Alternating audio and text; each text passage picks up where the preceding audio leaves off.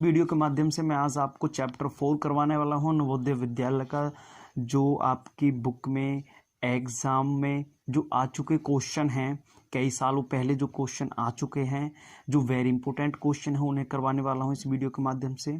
Chapter 4 का जो नाम है वो है गुणनखंड और गुणज, फैक्टर्स एंड मल्टीपल्स। इस चैप्टर का नाम है। इससे रिलेटेड जितने भी क्वेश्चन मैं आज करवाने वाला हूँ और वीडियो को एंड तक देखना है बड़े आसान तरीके के साथ। के लिए चैप्टर 1, चैप्टर 2, चैप्टर 3 की वीडियो भी मैंने अपलोड की हुई है, नीचे डिस्क्रिप्शन में लिंक दिया हुआ, वहां से आप देख सकते हो। और आगे भी आपको चैप्टर की सभी चैप्टर की वीडियो एक 1 बाय 1 दी जाएगी। तो इसलिए इस चैनल को सब्सक्राइब कर दीजिए ताकि हर एक वीडियो की नोटिफिकेशन आपके पास पहुंच जाए और आपका उसका फ़ायदा उठा सको। तो चलते हैं क्वेश्चन की तरफ। क्वेश्चन नंबर फर्स्ट में बोला गया है कि 9 और 7 दोनों से एक अभ्यनिष्ठ गुणज संख्या ए है। कोई ए संख्या है, ए संख्या वो इसमें से है, नंबर दिया नहीं है आपको। यह संख्या 1200 और 1300 के बीच में, 1200 और 1300 के बीच में एक संख्या है यहाँ पे, जो कि संख्या ए क्या है, मतलब 1200 और 1300 के बीच में एक ऐसे नंबर हमें ढूंढना है जो कि 9 और 7 का उभयनिष्ठ गुणज है। 9 और 7 से दोनों से विभाजित हो जाता है, डिवाइड हो जाता है। तो हमें ऐसा कोई नंबर इसमें ढूंढना है। अब आपको ऑप्शन में हमें देखना है, तो आप अनुमान लगा सकते हो 1200 और 1300 के बीच में हमें देखना है, लेकिन ये नंबर 1200 से नीचे है, छोटा नंबर है, तो ये तो यूज होगा ही नहीं। बचे ये 3 ऑप्शन, इन तीनों ऑप्शन में से हमें चेक करना है कि 9 से और 7 से ऐसे कौन से ये एक नंबर है यहाँ पे जो डिवीजन हो सकता है इन तीनों में से। तो सबसे पहले हम 9 से चेक कर लेते हैं। 9 का डिविजिबिलिटी रूल, ये ज़्यादा बहुत यूज हो रहे हैं डिविजिबिलिटी रूल, तो मैंने आपको नीचे डिस्क्रिप्शन में लिंक दिया हुआ, वहां से आप देख सकते हो। सभी डिविजिबिलिटी रूल बड़े ही आसान तरीके के साथ मिल जाएंगे आपको, नीचे डिस्क्रिप्शन में लिंक दिया हुआ, वहां से देख लीजिए। तो 9 का जो डिविजिबिलिटी रूल होता है, वो डिविजिबिलिटी रूल होता है कि जो नंबर आपको दिया गया है उनकी डिजिटन को प्लस कर दीजिए। प्लस करने के बाद जो नंबर आएगा वो 9 से डिवीजन होना चाहिए। ठीक है, तो हम देख लेते हैं, 9 से चेक कर लेते हैं। 1 और 2 कितना होता है 3, 3 और 6 कितना होता है 9। तो इनका जोड़ आ गया 9, तो 9 से डिवीजन हो रहा है। इनको और चेक कर लेते हैं भाई, 2 और 1 कितना होता है 3, 3 और 6 कितना होता है, इसका भी 9 होता है। यहाँ पे चेक कर लेते हैं 2 और 1 कितना होता है 3, 3 और 6 कितना होता है 9, 9 और 6 कितना होता है 15। ये 15 आ गया जोड़ करके। अब 9 से ये डिवीजन हो रहा है, ये डिवीजन हो रहा है, लेकिन ये डिवीजन नहीं हो रहा, तो इसका आंसर तो ये है ही नहीं। अब इन दोनों में हमें चेक करना है। 9 से तो देख लिया, हम 7 से और चेक करना है, 7 से डिवीजन कौन सा नंबर हो जाएगा। तो सबसे पहले मैंने ये नंबर ले लिया यहाँ पे 1260। अब आप 7 का डिविजिबिलिटी रूल भी देखिए, यहाँ पे क्या करना है हमें करना क्या है, यहाँ पे लास्ट का जो नंबर है इसको 2 से क्या करना, मल्टीप्लाई करना है। 2 से मल्टीप्लाई करो कितना है 0। जो नंबर आपके पास आया ना, बचे हुए नंबर में से माइनस कर दीजिए, बचे हुए नंबर में से माइनस करोगे तो 6, 2, 1 आएगा। अभी हमें कंफर्म नहीं 7 से डिवीजन होगा नहीं होगा, तो लास्ट का फिर नंबर लीजिए, किससे मल्टीप्लाई कर दीजिए 2 से, कितना आ गया 12। तो 12 आ गया, माइनस कर दीजिए, कितना आ गया यहाँ पे 0। माइनस करके या तो 0 आ जाए लास्ट में जब 7 से डिवीजन हो सकता है, या कोई ऐसा नंबर आ जाए यहाँ पे जो 7 की टेबल में आता हो, ऐसा नंबर 7 से डिवीजन हो जाता है। तो इसका मतलब ये नंबर 7 से डिवीजन हो रहा है, ये 9 से भी डिवीजन हो रहा है और ये 7 से भी डिवीजन हो रहा था। इसका आंसर ये 2 आंसर हुआ। ठीक है, इस तरीके से आप चेक कर सकते हो। चलते हैं नेक्स्ट क्वेश्चन की तरफ। क्वेश्चन नंबर 2 को बड़े ही ध्यान से आपको समझना है, क्योंकि मैं आपके लिए ऐसे ही तरीका लेके आया हूँ, ऐसी ट्रिक लेके आया हूँ। चाहे यहाँ पे 10 नंबर का जोड़ पूछे आपसे, या 20 नंबर का जोड़ पूछे, या 1000 नंबर का जोड़ पूछे, आप आसानी से कर सकते हो। क्वेश्चन में यही पूछा गया है कि 6 के पहले 4 गुणजों का योग, गुणज होते क्या, मल्टीपल होते हैं, मतलब जिस नंबर का पूछा है ना उसके मल्टीपल, मतलब उसकी टेबल में जो नंबर आते हैं उनका योग आपसे पूछा गया है। यहाँ पे पूछा गया है 6 के पहले 4 गुणजों का योग। 6 के पहले 4 गुणज कौन कौन से, 6 कम 6, 6 दूनी 12, 6 तिया 18, 6 चौक 24, ये 4 गुणज हो गए यहाँ पे। ठीक है, अब इनका योग करना है। अब योग करने में टाइम बहुत ज़्यादा लगेगा, क्योंकि ये तो 4 नंबर पूछे गए हैं, तो योग आसानी से हो जाएगा। अब 10 नंबर पूछ ले तो योग आसानी से थोड़ी होगा, तो उसके लिए मैं तरीका आपके लिए लेकर आया हूँ। यहाँ पे आपके हिसाब से क्या पूछा, 4 नंबर पूछे हैं। ठीक है, गुणज के लिए बता रहा हूँ, यहाँ पे 4 नंबर पूछे, आपको क्या करना है 4 लिखना है और एक ज़्यादा करके लिख देना है, मल्टीप्लाई 5। ठीक है, और कर देना है 2 से डिवीजन। क्या करना है 2 से डिवीजन कर देना है। तो कैंसिल आउट कर दो, कितना आ गया 2, 2 5 जा 10 आ गया यहाँ पे। और किसका गुणज निकालना है यहाँ पे, 6 का निकालना, 6 से मल्टीप्लाई कर दो। जिसका गुणज निकालना हो ना उससे मल्टीप्लाई कर दीजिए। 7 का निकालना हो मैं 7 से मल्टीप्लाई करता, 8 का निकालना हो तो मैं 8 से मल्टीप्लाई करता। तो मैंने 6 से मल्टीप्लाई कर दिया, कितना आ गया यहाँ पे 60 आ गया। इन सभी का जोड़ 60 बैठता है, तो 60 इसका आंसर हो गया, 4th इसका आंसर है। ठीक है, इस तरीके से आप कर सकते हो। चलते हैं नेक्स्ट क्वेश्चन की तरफ। क्वेश्चन नंबर 3, क्वेश्चन नंबर 3 भी सेम ऐसा ही आ गया जैसे हमने 2 किया था। इसमें क्या पूछा गया है, 6 के प्रथम 5 गुणजों का योग पूछा गया है। अब यहाँ पे 5 नंबर लिखने, 6 एकम 6, 6 दून 12, 6 3 18, 6 चौक 24, 6 पंजे 30। अब इनका करना है जोड़। अब मैंने आपको जो तरीका बताया उस तरीके से करो। 5 नंबर पूछे ना तो 5 लिख के एक ज़्यादा कर दीजिए और मल्टीप्लाई में लिख दो, और बट्टे में क्या लिखना है 2, ये लिख दिया ना। अब कैंसिल आउट कर दो इसे, 2 बन जाए 2 3 जा कितना आ गया यहाँ पे 15। 15 की मल्टीप्लाई किससे करनी है, 6 से करनी है। यहाँ पे मल्टीप्लाई कर दो, 15 6 जा कितना होता है आपका, होता है 90। तो 90 इसका आंसर है। तो ये इसका फर्स्ट आंसर हुआ। कितने कम समय में आंसर आपके पास आंसर आ गया है। यदि आपको तरीका बहुत अच्छा लग रहा है, ट्रिक बहुत बेस्ट लग रही है, तो चैनल को सब्सक्राइब कर दीजिए और बेल आइकन को दबा दीजिए और साथ में लाइक भी कर दीजिए। चलते हैं नेक्स्ट क्वेश्चन की तरफ। क्वेश्चन नंबर 4, क्वेश्चन नंबर 4 में क्या बोला गया है, 6 के प्रथम 5 गुणजों के योग से, 6 के प्रथम 5 गुणजों के योग से आने वाली संख्या के दाईं और इकाई के स्थानों पर आए अंकों का अंतर आपको फाइंड आउट करना है। सबसे पहले 6 के गुणजों का योग आपको पता होना चाहिए। अभी निकाला था लेकिन मैं आपको दोबारा सॉल्व करके दिखाऊंगा।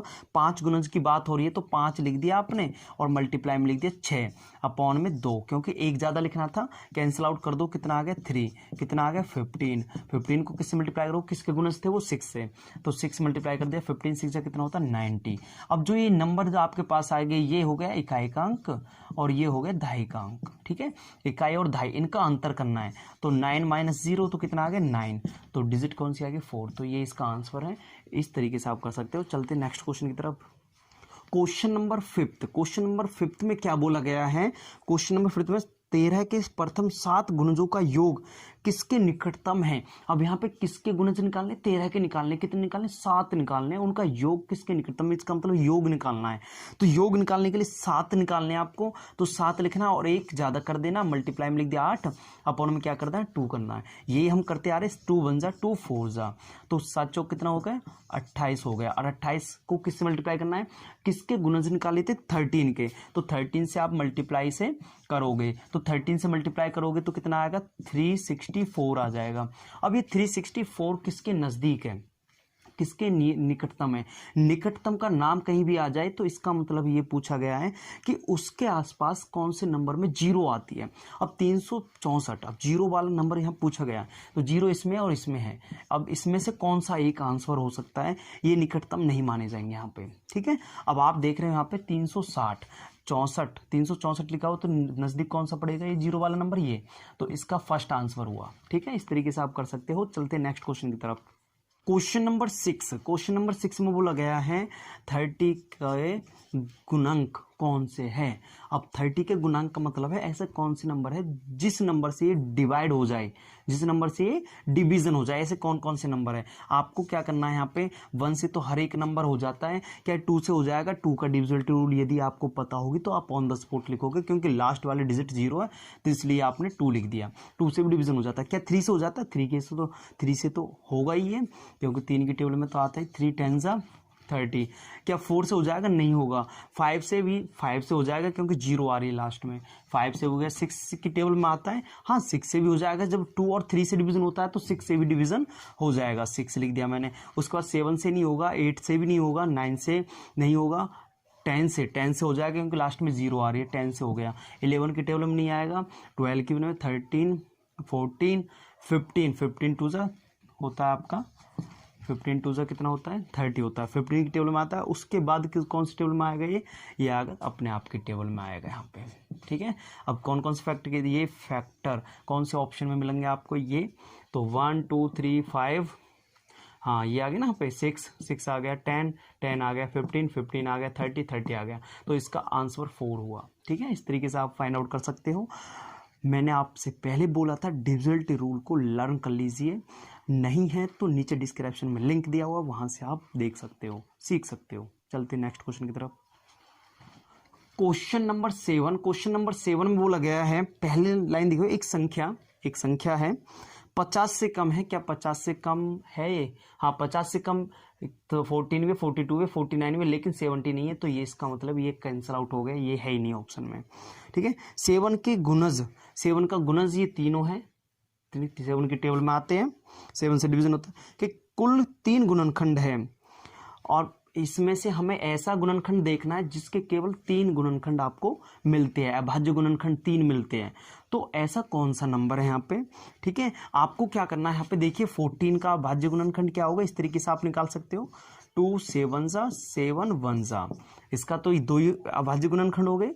अब मैंने 42 का किया यहाँ पे, 2 2 2 1 फिर 3 से किया, 3 7 फिर 7 से किया, ये आ गया। अब मैं यहाँ पे 49 का करता हूँ, 7 7 आ गया। तो इसका तो एक ही अभाज्य गुणनखंड है, इसके 2 है, इसके 3 है, तो 3 का जो है वही इसका आंसर है। तो इसका 42 आंसर हुआ। 50 से कम भी है, 7 का गुणनखंड भी है, ठीक है, 7 का गुणज भी है, और यहाँ पे ये 3 गुणनखंड है इसके। ठीक है, इस तरीके से आप कर सकते हो। चलते हैं नेक्स्ट क्वेश्चन की तरफ। क्वेश्चन नंबर 18, क्वेश्चन नंबर 18 में बोला गया है कि 12 और 15 का सर्वनिष्ठ गुणनखंड है। सर्वनिष्ठ मतलब जो दोनों से डिवीजन हो जाए, 12 और 15 से दोनों से डिवीजन हो जाए, ऐसा आपको, ऐसे फैक्टर आपको, ऐसे गुणनखंड इसमें देखने हैं। तो यहाँ पे कैसे होता है, मैं आपको एकदम फुल क्लियर आपको बता देता हूँ। 12 कौन कौन से नंबर से डिवीजन हो सकता है? 1 से, 2 से, 3 से, ठीक है, और किससे हो सकता है? 4 से हो सकता है, उसके बाद ये 6 से हो सकता है, उसके बाद ये 12 से हो सकता है, इसी से डिवीजन हो सकता है। और जो 15 जो होता है, सर्वनिष्ठ गुणनखंड क्या होते हैं वो मैं आपको बता देता हूँ क्लियर ओपन करके, फिर मैं ऑप्शन के द्वारा आपको समझाऊंगा, आप ऑप्शन से भी डायरेक्ट आंसर फाइंड आउट कर सकते थे। तो यहाँ पे 15 का क्या होगा? 15 का 1 से डिवीजन हो सकता है, ये 2 से नहीं होगा, 3 से हो सकता है, उसके बाद 5 से डिवीजन हो सकता है, उसके बाद किससे हो सकता है? ये 15 से डिवीजन हो सकता है। हो गया। अब सर्वनिष्ठ गुणनखंड क्या होता है? सर्वनिष्ठ का मतलब होता है जो दोनों में सेम आए। अब यहाँ पे दोनों में 1 सेम आ रहा है, 1 आ गया, और क्या सेम आ रहा है यहाँ पे, और यहाँ पे 3 सेम आ रहा है, 3 हो गया, और कोई नंबर आ रहा है सेम यहाँ पे? नहीं आ रहा। तो ये सर्वनिष्ठ गुणनखंड होते हैं जो कि 12 से भी और 15 से दोनों से डिवीजन हो जाते हैं। ठीक है, तो यहाँ पे 1 और 3 ऑप्शन ये हुआ यहाँ पे। ठीक है, ऑप्शन से भी आप पहचान सकते थे। आपने चेक किया भाई 1 से डिवीजन हो जाएंगे, दोनों हो जाएंगे, 2 से हो जाएंगे, 2 से ये हो जाएगा, ये नहीं होगा, तो ये भी इसका रॉन्ग हुआ। 1 से हो जाएगा, ठीक है, 3 से हो जाएगा, ठीक है, 15 से हो सकता है, 12 नहीं हो सकता, तो ये भी रॉन्ग है। 1 से हो जाएगा, 12 से हो जाएगा, लेकिन 15 तो नहीं होता, तो ये भी रॉन्ग है। 1 से हो जाएगा, 3 से दोनों हो जाएंगे ना, तो इसका मतलब है ये इसका 4th ऑप्शन है। इस तरीके से भी आप पहचान सकते थे। ठीक है, चलते हैं नेक्स्ट क्वेश्चन की तरफ। क्वेश्चन नंबर 9, क्वेश्चन नंबर 9 में इसके अभाज्य गुणनखंड आपको बताने हैं। अभाज्य गुणनखंड होते हैं कि गुणनखंड का मतलब होता है इसको छोटे छोटे हिस्सों में तोड़ना और उसके अलावा कोई टुकड़ा ना बने, उसका गुणनखंड ना बने। तो यहाँ पे आप देख रहे हो, यहाँ पे 8, अब 8 के फैक्टर भी होते हैं, 27 के होते हैं, इसका मतलब इसका आंसर तो ये तो हो ही नहीं सकता। 4 का देखिए, 2 4 आ गया, यहाँ पे 25 आ गया, ये इन नंबर का गुणनखंड हो सकता है, तो ये तो पहले से ही अभाज्य गुणनखंड है ही नहीं, तो इसका ये भी ऑप्शन नहीं हो सकता। इनमें से 2 हो सकते हैं, फर्स्ट में से या सेकंड में से और एक ऑप्शन हो सकता है। अब इसको हमें फाइंड आउट करना है। अब फाइंड आउट कैसे करना है आपको? यहाँ पे देखिए, इतना बड़ा नंबर को आप कैसे सॉल्व करोगे, बड़े ही आसान तरीके के साथ मैं आपको समझाना चाह रहा हूँ। यहाँ पे क्या करना है आपको, यहाँ पे आपको 0 वाले नंबर को अलग कर देना। 0 वाला नंबर या तो भूल जाइए, 0 वाले नंबर को अलग कर दीजिए। मैंने 0 वाले नंबर को मैंने अलग कर दिया यहाँ पे, ये मल्टीप्लाई में 100 हो गया। ठीक है, 1 के साथ 2 0 लिखी हुई है, 100 हो गया, बात एक ही है। अब मैं इसके फैक्टर कर लेता हूँ। यहाँ पे मैं इसके फैक्टर करूँगा यहाँ पे, तो 2 से हो जाएगा, 2 1 जा पे, 2 8 जा पे, 2 9 जा पे, क्या 2 से हो जाएगा दोबारा से? 2 से नहीं होगा। 3 से देखते, 3 का रूल क्या कहता है? एडिशन कर देते हैं। 8 3 9 9 9 18, 3 की टेबल में आता है, 3 से हो जाएगा, ये 3 से कर देते हैं। 3 6 जा 3 3 जा 3 से हो जाएगा दोबारा से, क्योंकि 6 और 3 9 होता है। 3 2 जा 6, 3 1 जा 3। क्या 3 से हो जाएगा? हो जाएगा। 3 से दोबारा से कर देते हैं हम यहाँ पे, 3 7 जा, अब 7 से हो जाएगा, 7 1 जा, ठीक है। अब तो आगे होगा नहीं ये फैक्टर। अब इसके 100 के अलग कर दीजिए फैक्टर आप यहाँ पे, ताकि आपको आसानी लगे। ये कितना आ जाएगा? 50 आ गया। 2 से कर दीजिए फिर यहाँ पे 25 आ गया, फिर 5 से कर दीजिए 5 आ गया, फिर 5 1 आ गया। अब आपको ये फैक्टर यहाँ पे देखने हैं क्या है। अब 2 कितनी बार है? 1 2 और 3 बार है। 1 2 तीसरी बार तो है ही नहीं इसमें, ठीक है। तो इसका मतलब है इसमें 3 बार 2 आ गया। यहाँ पे 3 1 2 और 3 बार है, तो यहाँ पे 3 1 2 3 बार ये आ गए। यहाँ पे 5 2 बार है, 2 बार ये आ गए। यहाँ पे 7 है, 7 ये आ गए। इसका मतलब ये इसका आंसर है। इस तरीके से आप फाइंड आउट कर सकते हो। चलते हैं नेक्स्ट क्वेश्चन की तरफ। क्वेश्चन नंबर 10 में बोला गया है 316 का जो गुणनखंड नहीं है। इसका मतलब ये है ऐसा कौन सा नंबर है इसमें जो इस नंबर को डिवाइड नहीं कर सकता, ऐसा नंबर इसमें देखना है आपको, ठीक है। गुणनखंड का मतलब ये होता है कि ऐसा कौन सा नंबर है जो इस नंबर को डिवाइड नहीं कर सकता। आप देख रहे हो 1 तो हर एक नंबर को डिवीजन कर सकता है, तो ये इसका ऑप्शन नहीं है, ठीक है। जो इसमें से नहीं है वो देखना है। अब 158 आपको पता है 8 आ रहा है, पीछे यहाँ पे 6 आ रहा है, तो यहाँ पे 8 दूनी 16 होता है। मैं क्या 2 से एक बार करके देख सकता हूँ। 2 6 जा, यहाँ पे 1 तो 1 आ गया, 3 आ गया, 3 1 6, ये तो डिवीजन कर सकता है। और 79 आ गया, 9 और 6, 9 की टेबल ऐसी पढ़िए जहाँ पे 6 आ जाए पीछे। 9 4 जा 36, एक बार देख लेता हूँ मैं यहाँ पे। तो 9 4 जा कितना 6 3 4 7 जा 28 और 3 1 ये आ गया, यही हो गया। लेकिन यहाँ पे 8 एक नंबर ऐसा बचा हुआ है जो कि इसको डिवीजन नहीं कर सकता, तो इसका आंसर क्या हो गया? 4 हो गया, ठीक है। इस तरीके से आप फाइंड आउट कर सकते हो। कर चलते हैं नेक्स्ट क्वेश्चन की तरफ। क्वेश्चन नंबर 11 में बोला गया है ये जो आपको नंबर दिया हुआ है इनका हाईएस्ट अभाज्य गुणनखंड कितना होगा, इनका अभाज्य गुणनखंड की कुल संख्या कितनी होगी, ये आपसे पूछा गया है यहाँ पे। अब कुल संख्या का आप कैसे निकालोगे? ये भी यहाँ पे अभाज्य संख्या है। अभाज्य संख्या कौन सी होती है? जिसके केवल 2 फैक्टर होते हैं, वो अपने आप से डिवीजन हो सकता है और 1 से डिवीजन हो सकता है। अब आप देख रहे हो यहाँ पे 7 से डिवीजन हो सकता है, 1 से हो सकता है, ठीक है। 11 से डिवीजन हो सकता है और 1 से हो सकता है। लेकिन 4 जो है ना, यहाँ पे 4 से और 1 के अलावा यहाँ पे 2 से डिवीजन होता है। इसका मतलब ये अभाज्य संख्या नहीं है, तो इसको चेंज करना पड़ेगा आपको, अभाज्य संख्या में चेंज करना पड़ेगा। तो 4 के जो फैक्टर होते हैं वो बन जाते 2 में। 2 × 2 लिख सकता हूं मैं इसे, 2 × 2 लिख सकता हूं। और पावर कितनी है यहाँ पे? ऊपर 11, तो 11 का 11 लिख दिया। और इसको सेम हम उतार देते हैं, यहाँ पे उतार दिया यहाँ पे, क्योंकि इसके फैक्टर नहीं बन सकते। अब मैं इसको क्या लिख सकता हूँ? 2 की पावर 2 लिख सकता हूँ मैं यहाँ पे, 2 की पावर 2 लिख सकता हूँ, लिख दिया यहाँ पे। और यहाँ पे क्या आ जाएगा? क्योंकि 2 बार है यहाँ पे, तो 11 आ जाएगा। मल्टीप्लाई 7 5 मल्टीप्लाई 11 की पावर 3। आपने एक रूल पढ़ा होगा, जब पावर के ऊपर पावर होती है तो ये दोनों मल्टीप्लाई में हो जाते हैं। किस में हो जाते हैं? मल्टीप्लाई में हो जाते हैं। तो मल्टीप्लाई आप करोगे तो कितना आ जाएगा? 11 2 22। तो यहाँ पे 2 की पावर कितनी आ गई? 22 मल्टीप्लाई 7 की पावर 5 मल्टीप्लाई में 11 की पावर 3। अब यहाँ पे आपको ये बताना है सभी नंबर किस में हो गए? अभाज्य संख्या में हो गए। अब आपको बताना है यहाँ पे टोटल संख्या कितनी है अभाज्य संख्या की, कुल संख्या कितनी है। तो आप इनको प्लस कर दोगे, इनकी जो पावर है इनको प्लस कर दोगे। इन्हें आप प्लस करोगे तो यहाँ पे कितना आ जाएगा आपके पास? यहाँ पे 22 5 और 3 प्लस करोगे तो कितना आ गया? 5 3 8 और 2 10 1 और कितना आ गया यहाँ पे? 30। तो 30 इसका आंसर आ गया। टोटल नंबर 30 होंगे। इस तरीके से आप फाइंड आउट कर सकते हो। चलते हैं नेक्स्ट क्वेश्चन की तरफ। क्वेश्चन नंबर 12 में पूछा गया 30 के सभी गुणनखंड कितने होंगे।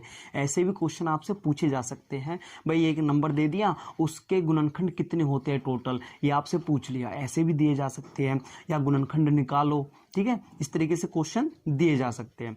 तो यहाँ पे 13 के कितने क्वेश्चन? 30 के। तो आपको ये देखना है कि कौन कौन से नंबर से डिवाइड हो जाता है।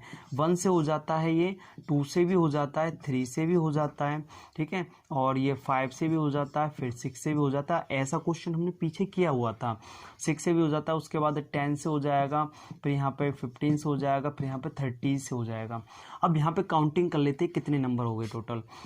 2 4 6 8 नंबर हो गए, तो इसका फर्स्ट आंसर हुआ, ठीक है। इस तरीके से कर सकते हो। चलते हैं नेक्स्ट क्वेश्चन की तरफ। क्वेश्चन नंबर 13 45 के गुणनखंड आपको बताने हैं। मैं आपको ऑप्शन से निकालना सिखाऊंगा और आपको पूरा कंप्लीट डिटेल में भी सिखाऊंगा किस तरीके से आप कर सकते हो। ऑप्शन से भी आप फाइंड आउट कर सकते हो, ऑन द डायरेक्ट कर सकते हो। तो यहाँ पे मैं सबसे पहले ऑप्शन सिखा देता हूँ आपको, उसके बाद फिर मैं डायरेक्ट आपको एक्सप्लेन करना, इसे एक्सप्लेन करके बताऊँगा किस तरीके से आप करोगे इसे। ठीक है, आपको क्या देखना, 45 के गुणनखंड आपको निकालने। 45 के गुणनखंड का मतलब ये है कि ये नंबर इससे डिवाइड होनी चाहिए, ये नंबर मतलब इस नंबर को डिवीजन करने होने चाहिए, डिवीजन कर दे, इससे विभाजित कर दे। तो आप देख रहे हो यहाँ पे 1 से डिवीजन हो जाएगा, ठीक है, 3 से भी हो जाएगा, 5 से भी हो जाएगा, लेकिन 7 से डिवीजन नहीं हो सकता 45, तो इसका पहला आंसर नहीं हो सकता। अब यहाँ पे देख लेते हैं, 1 से डिवीजन हो जाएगा, 3 से भी हो जाएगा, ये 5 से भी हो जाएगा, 6 से डिवीजन नहीं हो सकता, तो इसलिए ये आंसर नहीं है। 1 से हो जाएगा, 3 से हो जाएगा, 5 से भी हो जाएगा, 9 से भी हो जाएगा, 15 से भी हो जाएगा और 45 से भी हो जाएगा। अब ये सभी से डिवीजन हो जाएगा ये नंबर यहाँ पे, तो ये इसका आंसर हुआ। ठीक है, इस तरीके से तो कर सकते हो ऑप्शन से देख के। अब यहाँ पे आप कैसे यहाँ पे करोगे, आपको सबसे पहले क्या लेना है, सबसे पहले तो 1 पे ही ले जाना है। प्रत्येक नंबर 1 से डिवीजन जरूर हो सकता है। कितने पे जाएगा, 45 पे जाएगा।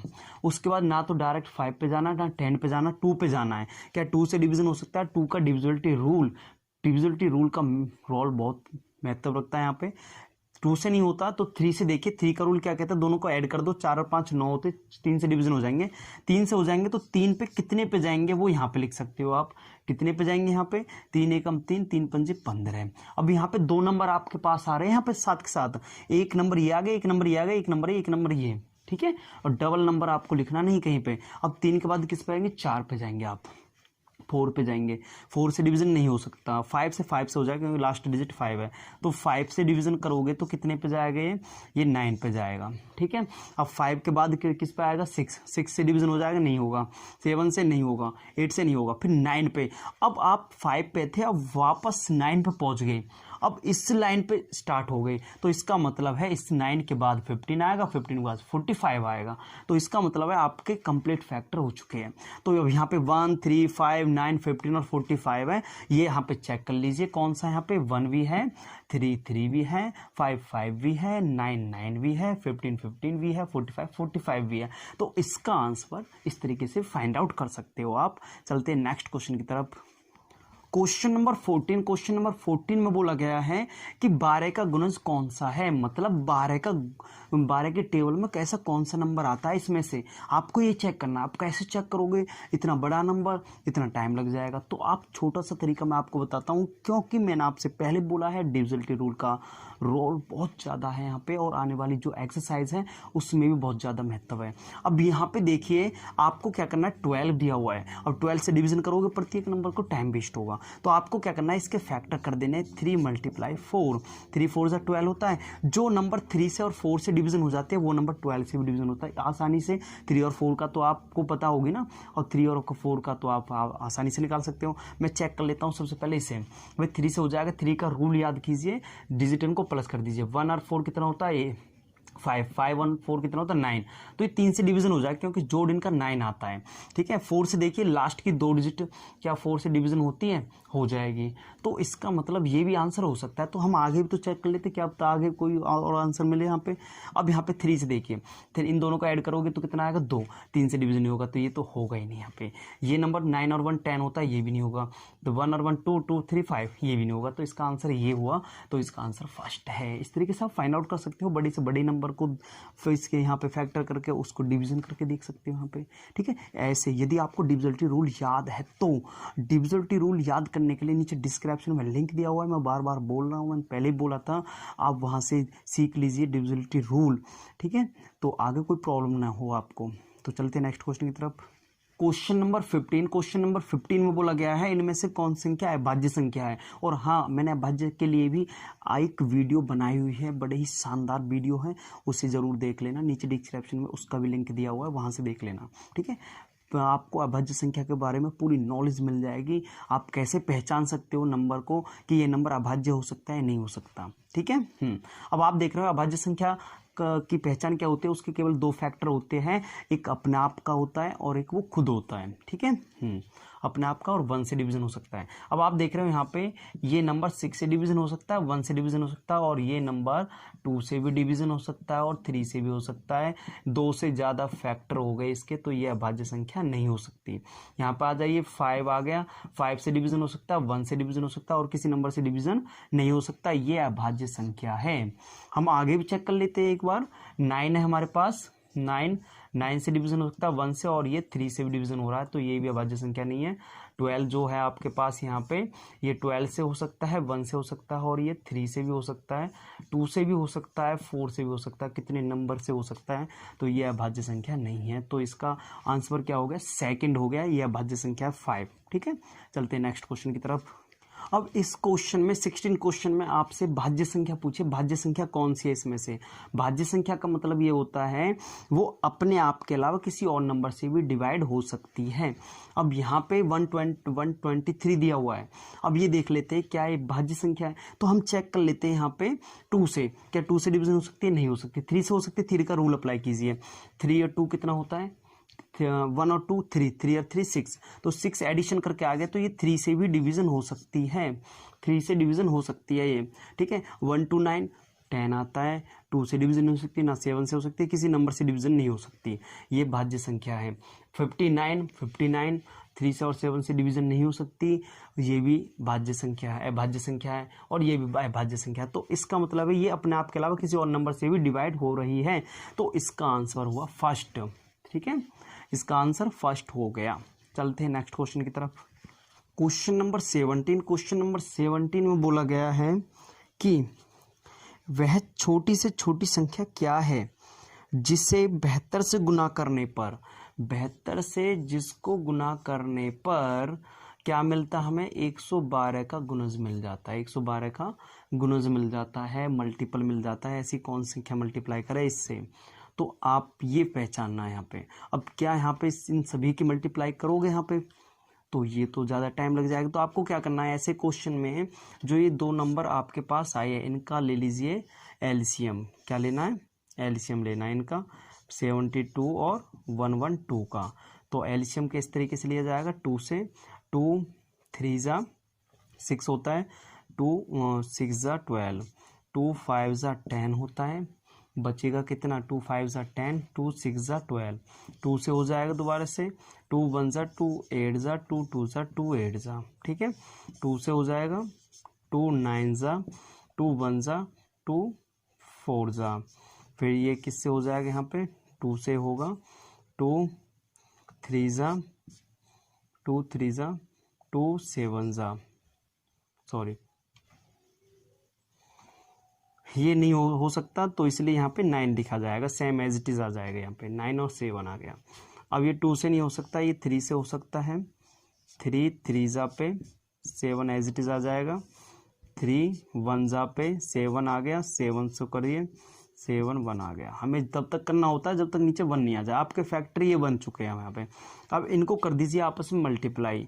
2 2 जा 4, 4 2 जा 8, 8 2 जा 16, और यहाँ पे 16 3 जा कितना होता है? 16 3 जा आपके पास होता है 48, 48 3 जा कितना होता है? 48 3 जा होता है आपके पास आ जाएगा 48 3 जा 3 8 जा 14, 2 कैरी पहुँच गई, 3 4 जा 12, और 2 कितना होता है?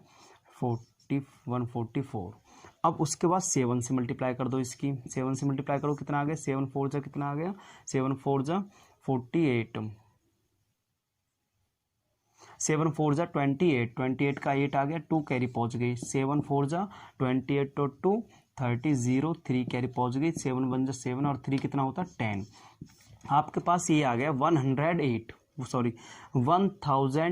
आपके पास नंबर आ गया मल्टीप्लाई करके। ये इसका एलसीएम हो गया।